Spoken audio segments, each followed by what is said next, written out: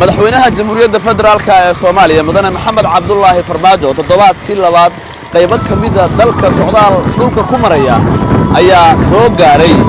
magaalada Gurceel halkaas oo sidaad u jeedaan dadweyne aad u fara badan ay ku soo dhaweeyeen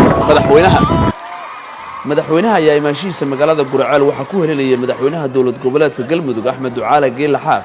madaxa fulinta dawlad goboleedka Galmudug Sheekh Maxamed Shaakir mas'uuliyiin ka tirsan dawladda federaalka iyo kuwa Galmudug madaxweynaha dawlad goboleedka Galmudug Axmed Ducaale Geelle Xaaf ayaa mar kale madaxweynaha dawladda federaalka ku soo dhaweeyay magaalada Gurceel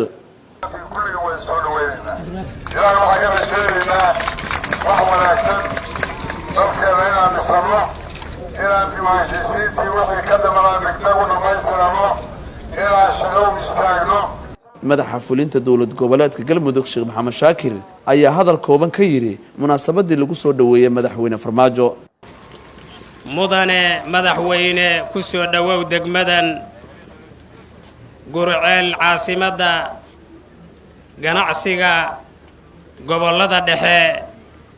waxaan ilaahay ka rajaynaynaa sida ay kuugu faraxeen markii ay maqleen imaatinkaaga kalimaadkaaga inaad ku faraxgelin doonto taasna waa rajaynaynaa haddana xusiis gaara ay sii leedahay magaaladani oo ah magaaladii ugu horreeyday oo lagu jabiyey cadowga shabaab mudane Maxamed Cabdullaahi Farmaajo makaankan aad u jeedaa waxa weeye makaankii uu ka bilowday dagaalka lala galay shabaab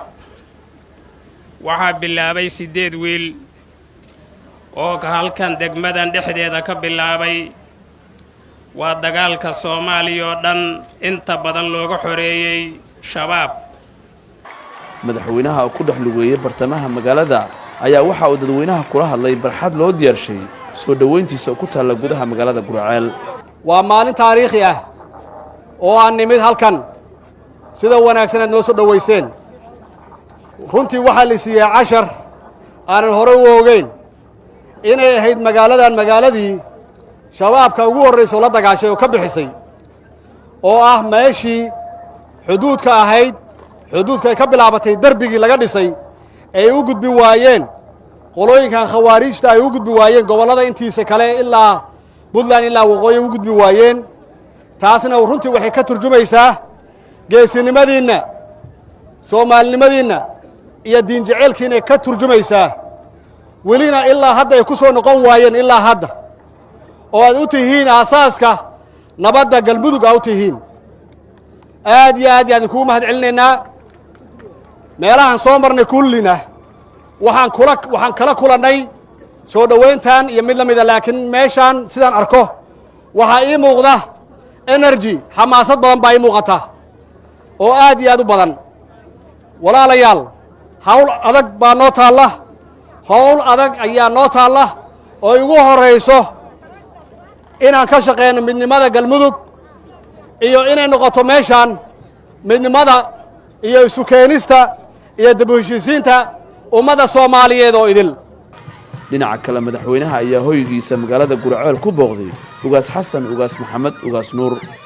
safarkan madaxweynaha Soomaaliya mudane Maxamed Cabdullaahi Farmaajo oo ku marayo qaybo badan oo ka mid ah Soomaaliya ayaa muhiimadiisu tahay nabad iyo dib u heshiisiin waana sababta uu habeenna dhowr ugu hiday magaalada Dhuusamareeb oo salka uu u dhigay maamulkii Galmudug oo hore caasimad ay ugu ahayd balse aan ku shaqayn Ali Baashi Cabdullaahi